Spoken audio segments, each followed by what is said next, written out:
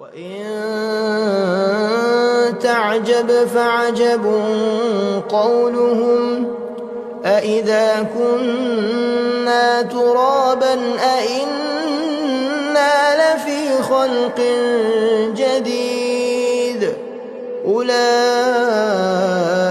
الذين كفروا بربهم وأولئك الأغلال في أعناقهم وأولئك